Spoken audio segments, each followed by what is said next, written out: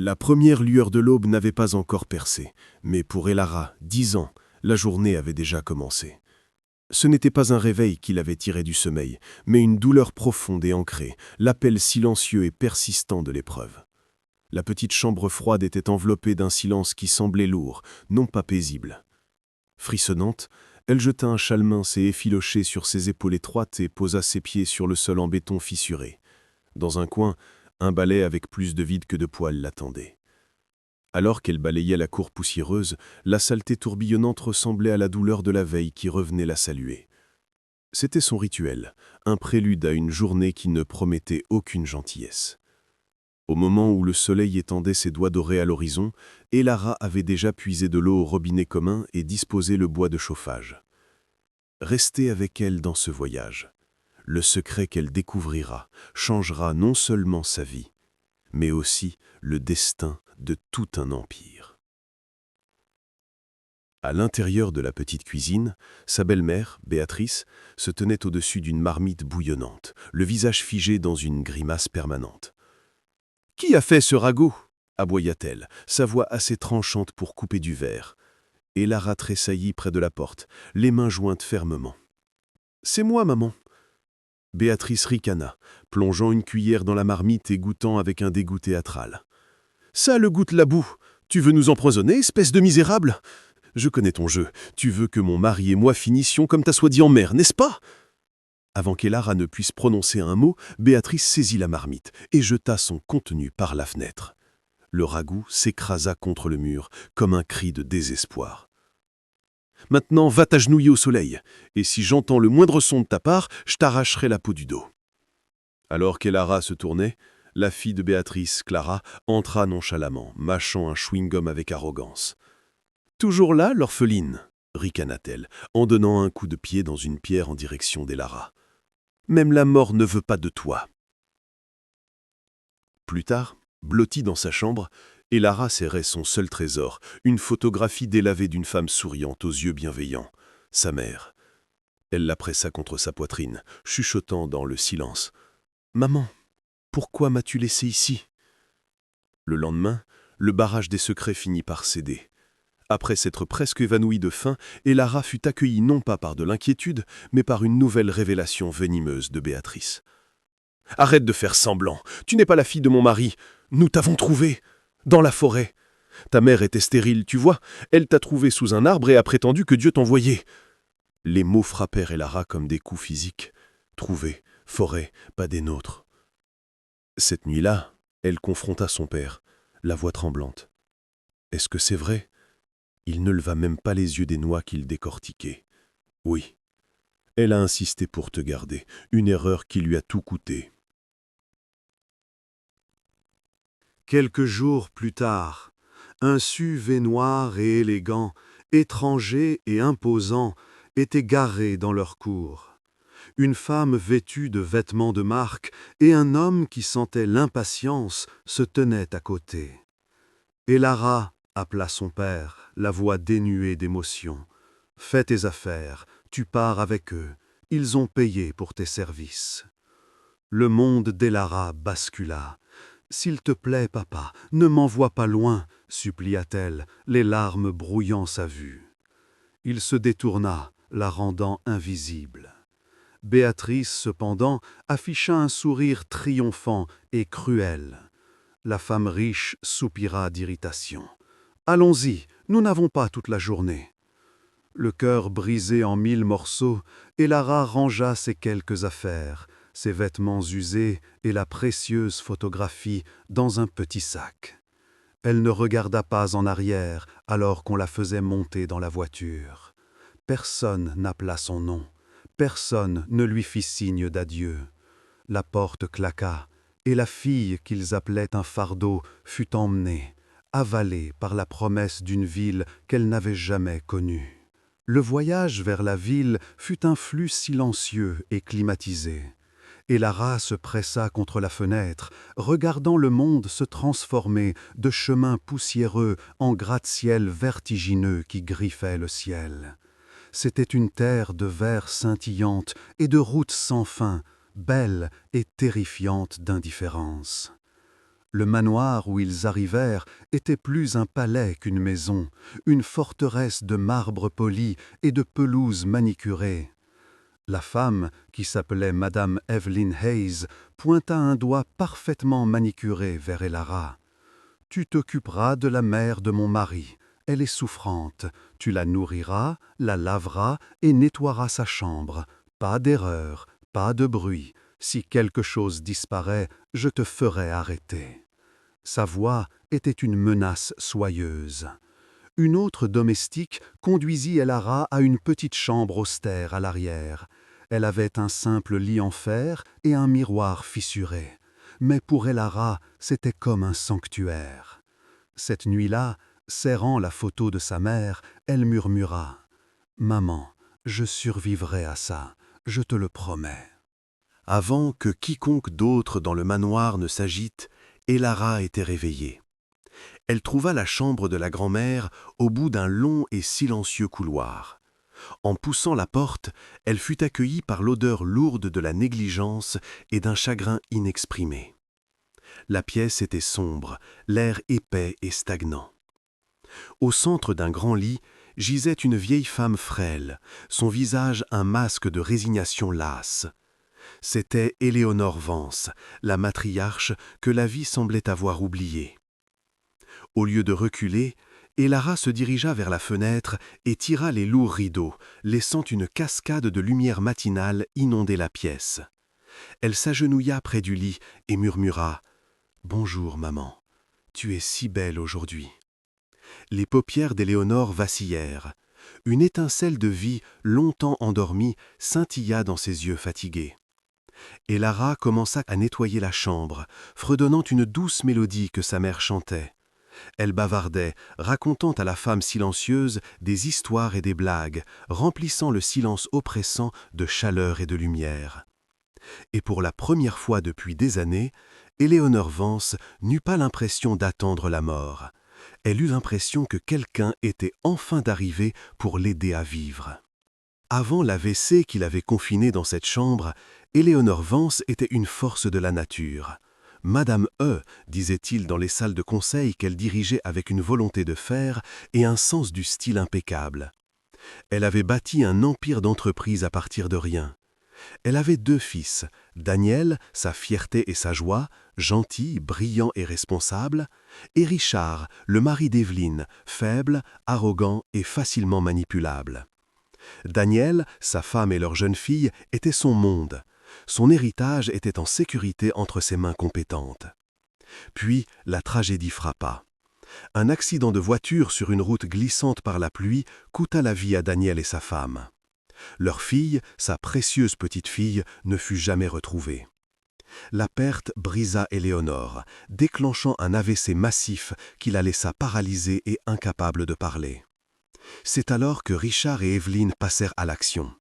Ils prirent le contrôle de l'entreprise, isolèrent Éléonore et la laissèrent dépérir, une reine oubliée dans son propre château. Mais ils l'avaient sous-estimée. Bien que son corps fût faible, son esprit était une forteresse. Elle avait attendu, conservant ses forces, priant pour un signe. Le jour où Elara entra dans sa chambre, ouvrit les rideaux et sourit, Éléonore sut que ses prières avaient été exaucées. Sa lumière était revenue. La routine quotidienne d'Elara devint un rituel sacré. Chaque matin, elle se faufilait dans la chambre d'Elara, son sourire un phare dans la pénombre. « Bonjour maman, il est temps de chasser la tristesse », annonçait-elle joyeusement. Elle lavait doucement Éléonore, lui donnait à manger des cuillerées de bouillie chaude et lui racontait des histoires sur sa vie au village. Et lentement, miraculeusement, Éléonore commença à réagir. Un clignement délibéré, une légère contraction de ses lèvres. Un jour, alors qu'Elara décrivait de manière enjouée sa belle-mère, un son sec et rauque s'échappa de la gorge d'Éléonore. C'était un petit rire. Elara halta. « Maman, tu as ri !» La voix d'Éléonore, rude par manque d'usage, suivit. Elle a l'air épouvantable. À partir de ce jour, leur lien s'approfondit.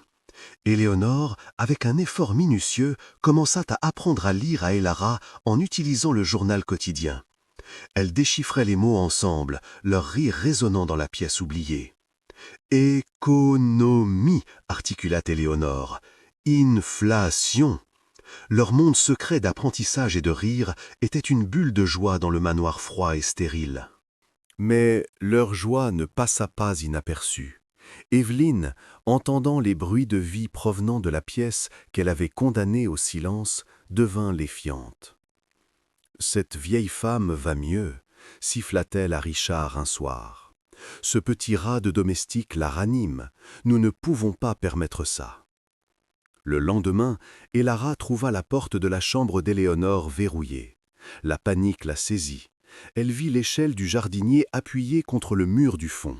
Sans réfléchir une seconde, elle la saisit, la positionna sous la fenêtre d'Éléonore et grimpa, un petit sac de nourriture attaché à sa taille. À l'intérieur, Éléonore la regarda avec incrédulité. « Espèce d'enfant folle et courageuse » murmura-t-elle, sa voix plus forte que jamais. « Tu aurais pu te blesser. » Elara se contenta de sourire. « Ils ne peuvent pas m'empêcher de prendre soin de toi, maman. » Cette routine clandestine se poursuivit pendant des jours. Un après-midi, Évelyne, dans un accès de méchanceté, ordonna à Elara de vider l'ancienne chambre d'enfant. La pièce qui avait appartenu à sa petite-fille disparut. En rangeant de minuscules vêtements, Elara trouva un album photo. Elle l'ouvrit et son monde s'arrêta. Sur la photo, une petite fille la fixait avec ses propres yeux, son propre sourire, ses propres cheveux bouclés. Elle sortit la photo délavée de son village. Elle les plaça côte à côte. C'était la même enfant. Cette nuit-là, elle montra les photos à Éléonore. Les yeux de la vieille femme s'emplirent de larmes alors qu'elle regardait les photos puis le visage d'Elara. Ses doigts tremblèrent en désignant le téléphone. « Apporte-le-moi » ordonna-t-elle, sa voix soudainement d'acier. D'une main tremblante, elle composa un numéro de mémoire. « Sam, dit-elle dans le combiné, c'est moi. Il est temps, j'ai besoin d'un test ADN, maintenant. » 3 jours plus tard, le téléphone sonna. Éléonore le décrocha vivement. Elle écouta attentivement, le visage impénétrable. Puis, elle murmura « Confirmé » 99,9%. Elle reposa le téléphone, se tourna vers Elara et, avec une force qui défiait son état, elle fit pivoter ses jambes sur le côté du lit et se leva. Elara hurla « Maman, tu peux marcher !» Éléonore haussa un sourcil. « Je le peux depuis des mois, ma chère. On ne combat pas ses ennemis quand ils vous regardent. On attend. Et puis, on frappe. » Elle sortit de la pièce, chaque pas une déclaration de guerre. En quelques minutes, le manoir fut en plein chaos. Une équipe de personnel de sécurité loyale, convoquée par le fidèle assistant d'Éléonore, Sam, envahit la propriété. Le personnel engagé par Évelyne fut renvoyé sans ménagement. Éléonore se tourna alors vers une Elara stupéfaite. « Nous allons faire du shopping. » 1 heure plus tard, Elara était transformée, vêtue d'une tenue élégante, ayant l'air en tout point de l'héritière qu'elle était. Elles arrivèrent au siège de l'entreprise comme une tempête. La vue d'Éléonore Vance, vivante, marchant et rayonnant de pouvoir, provoqua une onde de choc dans le bâtiment. Elle entra directement dans la salle de conseil où Richard et Évelyne présidaient. La tasse de café de Richard se brisa sur le sol. « Mère, tu attendais en fantôme ?» La voix d'Éléonore résonna. Elle convoqua une réunion d'urgence du conseil. Avec Elara à ses côtés, elle révéla tout. Cette entreprise appartenait à mon fils Daniel.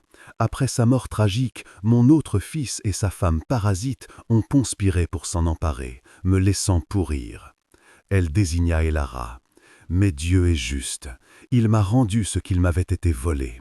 Voici Elara Vance, ma petite fille, la fille de Daniel et l'héritière légitime de cet empire. La salle explosa. Ce soir-là, de retour au manoir, Richard et Évelyne furent accueillis par des valises faites à la porte. « Dehors » ordonna Éléonore. « Vous avez de la chance que ma petite fille ait un cœur tendre. Autrement, vous partiriez avec rien d'autre que les vêtements que vous portez. » L'acte final de rédemption eut lieu 1 semaine plus tard. Gris, tendresse et coigne hope. De livrer slannement, avec un voix warm, intimiste, allant pose pour émotionnel weight, as un expérimenté audiobook narrateur voudrait. Atmosphère, Elora serait assise par candélable, où chaque mot matière et silence spectre valeur. L'acte final de rédemption eut lieu une semaine plus tard. Un convoi de voitures de luxe entra dans l'ancien village d'Elara, soulevant poussière et incrédulité. Eleanor Vance en sortit, royale et formidable, avec Elara, posée et confiante à ses côtés. Son ancien père et sa belle-mère se figèrent, leurs visages des masques de terreur. « Vous, dit Eleanor, sa voix glaciale en s'adressant à Béatrice. Vous avez traité ma petite fille de sorcière. Vous n'avez aucune idée de ce à quoi ressemble une vraie sorcière. » Elle jeta une épaisse liasse de billets à leurs pieds.